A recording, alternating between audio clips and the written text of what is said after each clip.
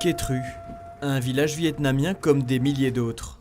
Enfin, presque, car ici la figure de Théophane Vénard semble omniprésente.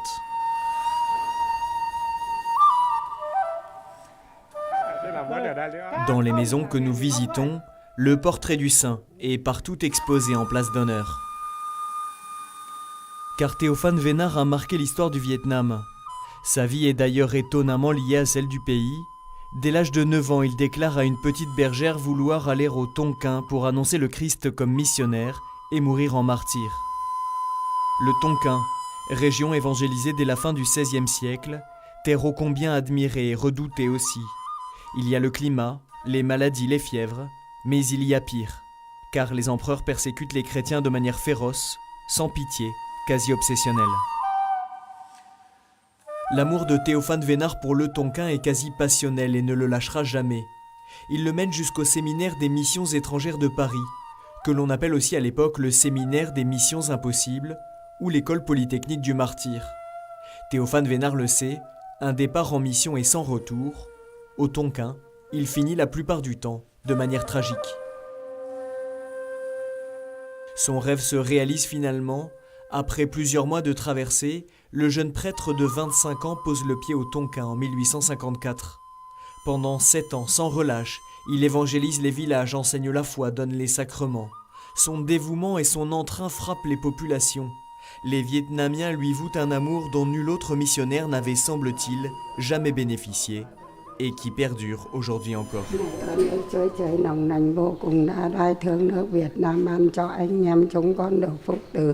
Vì đạo xin Chúa, vì công nghiệp Cha Thánh do an men, nghe lời chúng con cầu xin cho được mọi sự lành và ban ơn cho chúng con được bắt chước Cha Thánh do an men, làm sáng danh Chúa đời này cho ngày sau, được lên thiên đàng hưởng phúc đời đời. Amen. Aujourd'hui, tout le village de Quet Tru est catholique. Théophane Vénard a semé l'évangile sur cette terre et il semble agir encore pour ce peuple qu'il a tant aimé. On a découvert que j'avais une maladie du cœur. Les médecins ont dit que mon cas était désespéré. La nuit, j'ai fait un rêve. Quelqu'un me disait de prier par l'intercession de Théophane Vénard. Le lendemain, je suis allée tout de suite à l'église et j'ai demandé au sacristain de m'ouvrir la porte. Je suis entrée, j'ai prié et senti une bonne odeur que je n'ai jamais pu retrouver dans une fleur. Je suis retournée faire des examens et le médecin m'a dit qu'il n'avait jamais vu un patient guérir comme moi. Si cette femme peut témoigner aujourd'hui, c'est bien parce qu'un siècle et demi plus tôt, Théophane Vénard est poussé par un amour brûlant, prêt à offrir jusqu'à la dernière goutte de son sang à Dieu et au peuple du Tonkin. Il finit par être capturé, jugé et condamné.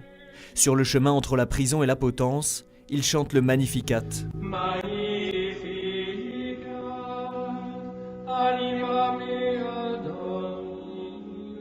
Il est décapité à Hanoï le matin du 2 février 1861. Il a 31 ans. Sa tête est jetée dans le fleuve Rouge, aujourd'hui symbole des grandes persécutions au Vietnam. Les communautés chrétiennes du fleuve sont mises à contribution pour retrouver la tête du martyr bien-aimé. Mission accomplie quelques jours plus tard par un pêcheur de Quet Tru, une quinzaine de kilomètres plus en aval. Son arrière-petit-fils, Toy, aujourd'hui âgé de 94 ans, y vit toujours. Un habitant du village nous conduit chez lui. Dans la famille, l'histoire se transmet de génération en génération. C'est mon aïeul qui a pêché la tête. D'abord, l'hameçon a attrapé l'oreille et la tête a échappé. Il était dans la même barque qu'un autre pêcheur qu'il a récupéré avec ses filets. Il l'a sorti de l'eau et quand il a vu que les yeux de Théophane Vénard étaient encore grands ouverts, il est tombé à la renverse. Mon arrière-grand-père l'a mise dans un linge et l'a ramenée au village. Les chrétiens du village conservent la précieuse relique au péril de leur vie. Ici, c'était la porte d'une cachette. À l'époque, c'était l'étable des buffles et des bœufs. Les villageois y ont caché la tête de Théophane Vénard un certain temps avant de l'emmener ailleurs.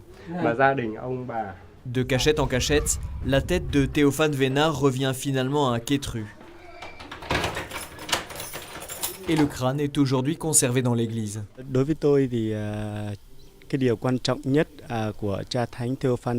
Ce qui me touche le plus chez Théophane Vénard, c'est qu'il a engagé tout son être dans la mission qui lui a été confiée.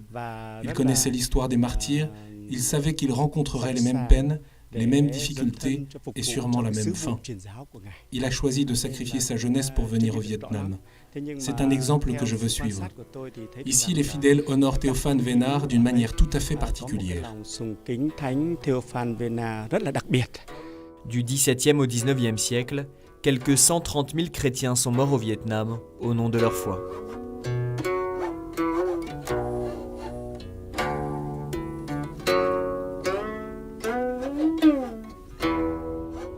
À la persécution des empereurs a succédé celle du régime communiste à partir des années 1950.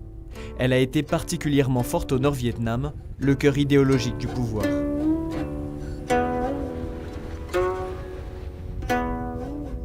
Nous quittons Quet Tru pour Bút Dong, à une cinquantaine de kilomètres.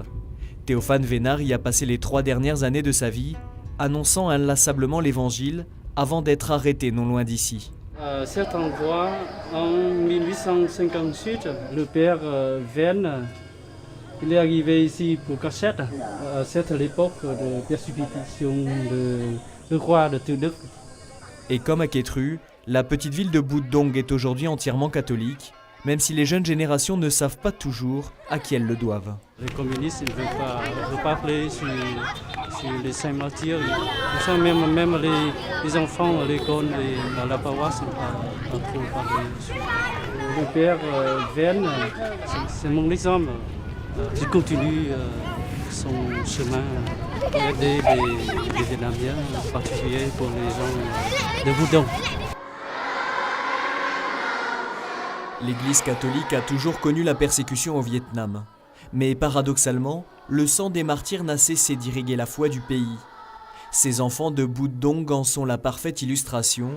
Ce sont les héritiers de Théophane Vénard et de ses 116 compagnons martyrs canonisés par Jean-Paul II en 1988 par amour du Vietnam.